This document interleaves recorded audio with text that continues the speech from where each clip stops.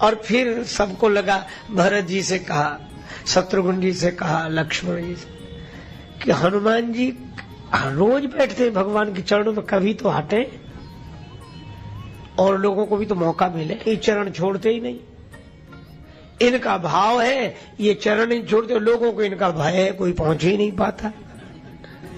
ये बड़ी कठिनाई है। भरत जी मुस्कुराए, बोले हम कह तो नहीं सकते कुछ। शत्रुघ्न जी बोले हम तो मौन ही रहते। लक्ष्मण जी बोले हाँ मामला गंभीर है, पर हम क्या कहें, राम जी से तो कहने की हिम्मत नहीं, फिर माता जी से कहो।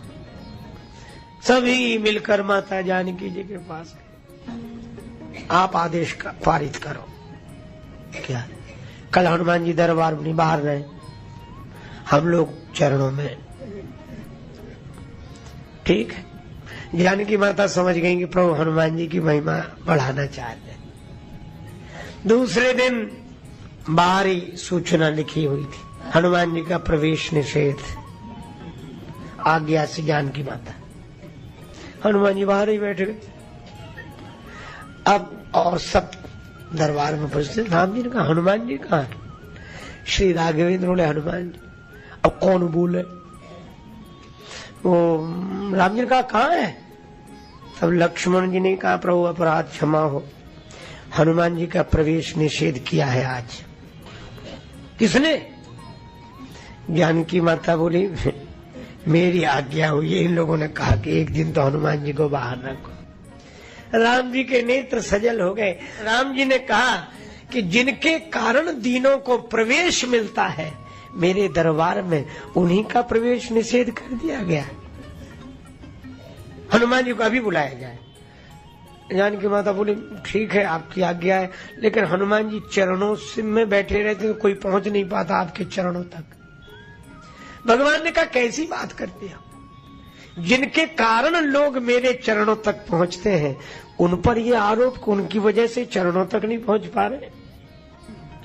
ठीक है चरणों से दूर रहेंगे हनुमान जी, लेकिन हनुमान जी के लिए कई सेवाएं, बुलाओ ने। बुलाए गए। हनुमान जी की आंखों में आंसू। प्रभु माता जी ने बाहर किया, आपकी याद। भगवान ने कहा हनुमान हमारे लिए सेवा है। क्या सेवा है प्रभु? कोई चमर लिए हैं, कोई विजन लिए हैं, कोई छत्र लिए हैं।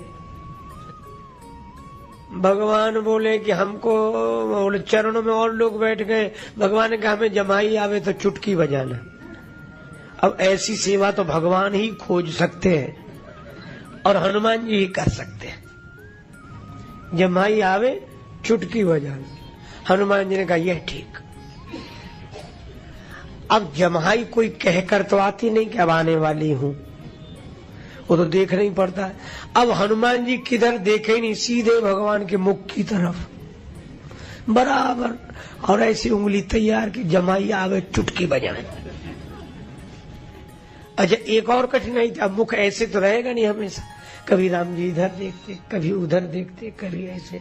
और जब राम जी इधर उधर देखें तो हनुमान जी तो मुख ही देख रहे थे, और जैसे ही राम जी इधर देखते तो हनुमान जी छलांग लगा कि उधर। अब वो तो राम जी का मुख देख रहे थे, उन्हें पता ही नहीं कि कौन बैठा है उधर। कभी इसके ऊपर गिरे, कभी उसके ऊपर गिरे। दरबारी बोले इससे तो चरणों में ही अच्छे थे, मुसीबत कर दी।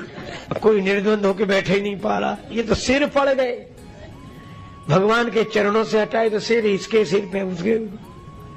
और एक नियम बन गया कि हनुमान जी चुटकी बजावे तो भगवान का मुंह बंद हो जाए। जमाई के लिए खुले, हनुमान जी चुटकी बजा। दिन भर तो किसी तरह जानकी माता से कहा कि बड़ी मुसीबत है। माता बोली हम जैसा किया है वैसा होगा, कल होगा परिवर्तन, आज तो। हनुमान जी दिन भर चुटकी बजाते रहे। अब दरबार का समय समाप्त हुआ, भगवान भवन की ओर चलने लगे, सब अपने अपने। हनुमान जी पीछे पीछे। जानकी माता बोली तुम कहाँ जा रहे हैं? बोले माता जमाई दरबार में ही आई, ये जरूरी थोड़े ही, सेवा ऐसी है, जहाँ भगवान हम तो वहीं रहेंगे। जानकी माता हंसी। राम जी ने कहा कि भाई अब सेवा है। सीता मैया बोली चलो सवेरे आना, जाओ। अब आज्ञा है माता की तो लौट नहीं है। लेकिन फिर सोचने लगे कि भगवान को जमाई आई रात्रि में, तुम क्या, तो भवन की छत पे बैठ गए और एक निश्चय केवल रात भर चुटकी बजाओ, जब आएगी जमाई तब आती रहे। हनुमान जी ने चुटकी बजानी शुरू की, जय सिया राम जय जय सिया राम, रात भर चुटकी। सवेरे ब्रह्म मुहूर्त में प्रभु जागे और जागते ही जमाई ली। तो नियम ये था कि हनुमान जी चुटकी बजावे और चुटकी बंद हो तो मुंह बंद हो, पर वहां तो चुटकी बज ही रही थी, भगवान का मुख खुला ही रह गया, बंद ही ना हो। अब जानकी माता घबराएगी, ये क्या हो।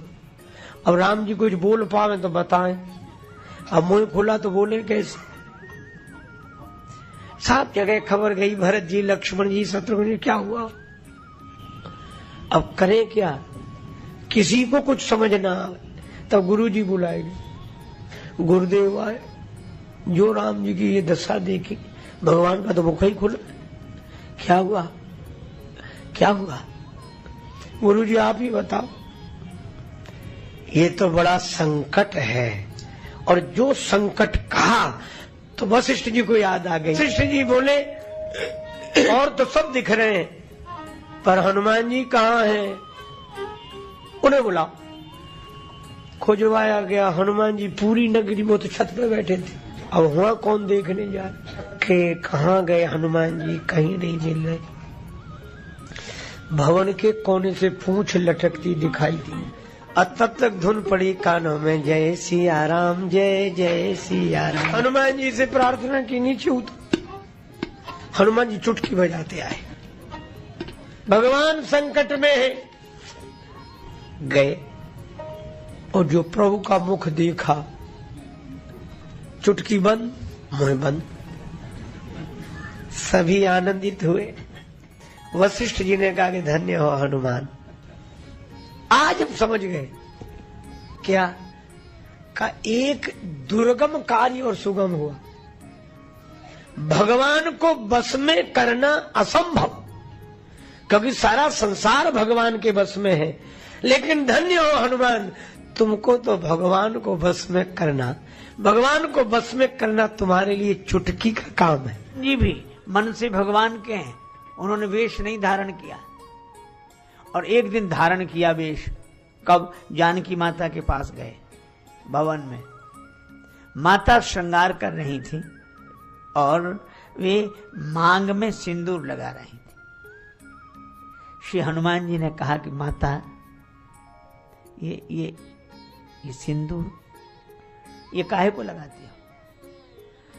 अब जानकी माता ने सोचा कि हनुमान जी को समझाना मुश्किल है, ये तो आजन्म बाल ब्रह्मचारी है, इन्होंने तो संसार के बारे में कुछ समझा नहीं, देखा नहीं, क्या कहूं।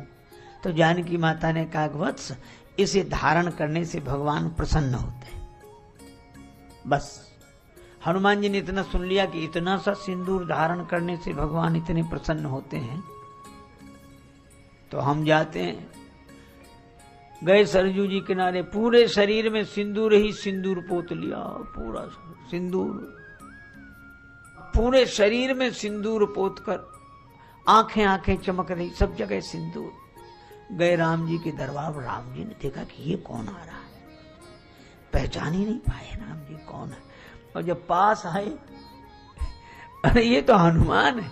तो राम जी को इतने जोर की हंसी लगी कि राम जी हंसते हंसते अपनी प्रसन्नता व्यक्त करने लगे। हनुमान जी ने मन में सोचा कि जानकी माता ने ठीक कहा था कि भगवान प्रसन्न होते हैं। जब इतने से सिंदूर पर इतने प्रसन्न, तो इतने से सिंदूर पर परम प्रसन्न। कई कारण मात कहो मोहिते, तुम सेंदुर बिंदु सुभाल दियो, तब सीय कहो यही साज सजे अपने प्रभु को हर साथ हियो। सुनके असबैन प्रभंजन सून, रिझाऊं गो राम विचार कियो, अविलंब सिधाय राजेश कपि, सिगरे तन सेंदुर पोत लियो। जिस भेष पर भगवान रीझे वही भेष धारण करूंगी।